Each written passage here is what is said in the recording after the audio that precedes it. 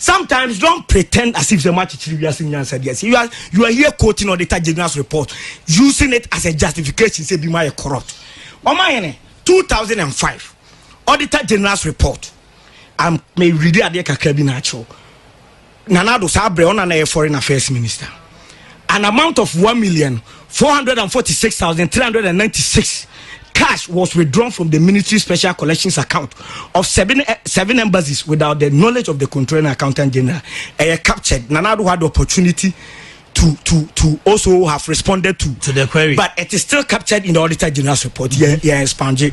And it's a logic, no. And they say, Obi wants them could do Auditor General's report to know a corrupter. And your mampani na nado danko kufado on air corruption mu or no na background no ba odi mu ade ncheche. If that is your measure, make me actual cash irregularities captured in the December 2008 Auditor General's report when Dr. Mahmoud Bawumia was Deputy Bank of Ghana Governor.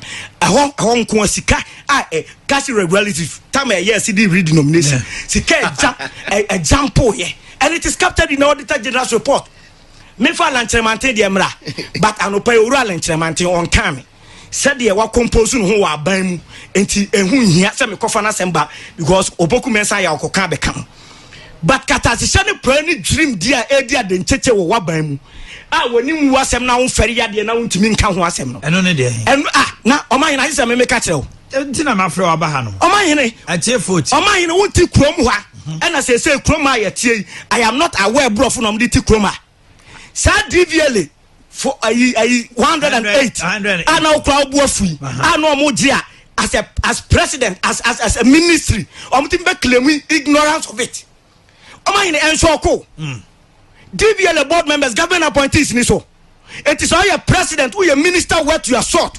No, we take such a major decisions. EDG adrive of Fosika. No more betna before can a city council be catch say. Or my munya where and a bone. At just another is sleeping on the job.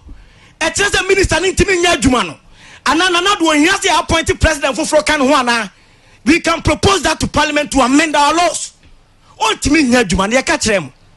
Make be an ancient because of the unity work. Abronye allegations are why they owura match them. Most of them are evidence based. When you to ya, Abronye say owura so match them under the Fourth Republic. Or ye sabi profutetiam water will be our uno under the Fourth Republic since 92. When you make a question for German American, unim sa Abronye petition on Mampani as I saw throw a reminder. On Mampani responded. Opani otena fie ma mofrawe na nka yebu na nka wefo oka ho omampani na nsen wo ye nipa dasani te so oman he na wo tuwe a na no alaji batura wu ya wakoshe fomi ye nyina betimi ewu akoshe fom oman he ene omampani so pese one ne tena table didi a age so 200,000 ba che onye omampani ne kan me ba cho timi oman he me ba asafoje you know I have letters to you see oman he okay read your letter Ghana yenye tibonkoso. As of read your letter. Ghana yenye tibonkoso. No problem. Read your letter. People have the right say assemba.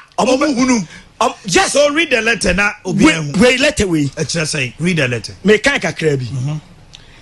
Your company has been identified and nominated to participate in the Made in Ghana Expatriate Business Awards. The President of the Republic of Ghana won. His Excellency Nana Addo Dankwa Akufo-Addo. The government and the people of Ghana will for the first time recognize and honor the titans of industry within the expatriate and naturalized expatriate community in Ghana. Let no say first and foremost the President of the Republic of Ghana, Nana Addo Dankwa Akufo-Addo, the government of Ghana and the ministry and the organizing brofuna ye clear in netiasi. Etosu bio who read the packages no de ma omona under the 100,000 category omo betna omampani nchen no. Aside and Sandia necessity table, no so I do have met me Bobby Moet champagne, special wines, brandy, whiskey, and vodka. You also have the opportunity to have an exclusive dinner at a selected date at a different venue with the president. How can the president claim ignorance of this? Amahene, Yaba Bamudao, set up president eco program, dining table of Otiso no cronim or more no Mokotraso. Abraham will be a Chiasika as I said, apart from that program, no Cabeza no Mampania Kosiao baby. As I got to come. I don't know Mampani Bacatcha only Moshi.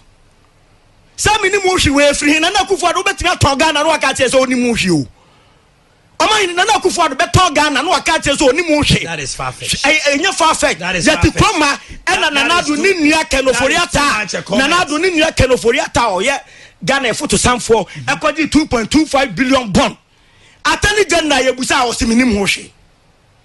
Ena DVL de oso oni mu hwe. Yeti Kroma GBC boss actual letter e de akoma Chief Justice asset up court special court 10 regions. Omuso omuni mu hwe. Nana-Addo nyo na appoint Chief Justice. Bibi say koso bibia uni mu hwe.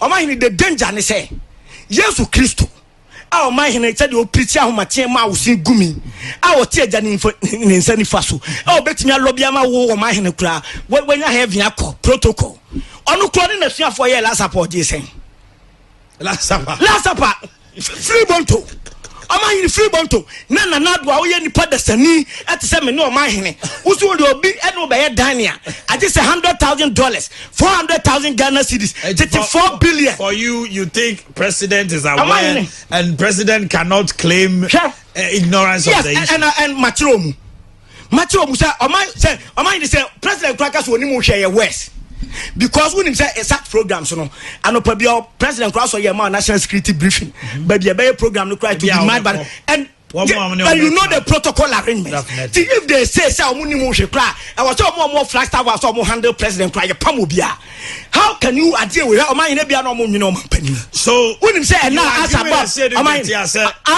for bi omahini na asabab for bi obi could have easily offered 200,000 just to sit by the president so him say ade omu ye ababe pa ni wom pay and sit behind the president obi betimi atua $1 million na ko kuma omampani kwa na asem we yake anu atum. Well, the committee is on Thursday. But Omayene, we as citizens, yes, we will make definitely. Omayene, okay, Ghana Assistant Committee. Make I say the chrono beba. 200 billion. I'm saying 1 year long celebration. You be sister libraries. You be Omayene Chroma. What is all my bed just say? I don't so proper so I be see factory library what? Maybe so Omayene what? 200 billion. Besine yentimi account here. Owura asenso boache ene abudina pon na eda committee na no so kai. Enti amama je atum se A+ allegations na oye na no kura.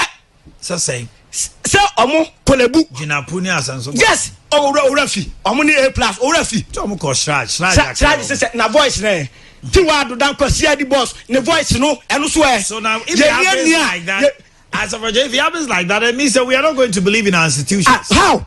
Na omampani na metro ena sie du nkatie ka oye ya wada ne clearing house makle obi a yate ni wana na ne clearing house nya Nana-Addo on corruption yate Kroma eye maami ti wadu dan kwai yate voice a oni A+ e fa kana na kwan so akata kata se ne pro e kankan ni dwirima aba wa ban mu so maami ye eye deputy commissioner yes yadi na no ani na so bia se ye nhwehwemu afa ase no ahumu no kura no ni abaye no COP commissioner of police ni abaye no the head of the CID unit say the whole Ghana ma me ne da CID unit no who watches the watchman who is going to investigate her who is going to investigate Mami Tiwado Dankwa ni nyina say Nana-Addo busu ni bi na wa no Nana-Addo yes but it is a fact say the person no you married to Mami Tiwado Dankwa is a relative by blood of Nana-Addo Dankwa Akufo-Addo enti ya elevate no ama se asem no aye hwebu ada ye 200 billion amode akwa Ghana Assistant Committee so a besi na ye nte ho asem Omayene Ghana ye koya na e bai $20,000 a Canadian Japan ye MPP ni ese omo ye MPP fo mpo be ho mampani age so omutua which is about 80,000 Ghana cedis. Omayene serious o 80,000 Ghana cedis at 800 million and sana MPP ni peso hia omampani Nana Akufo-Addo hia. Hold your breath for me. Omayene de obeso hia Nana-Addo ase na abetua MPP fo mu ye MP amudu obusi care sponsor party mpo ye ji omo $20,000. Okay. Na wo betua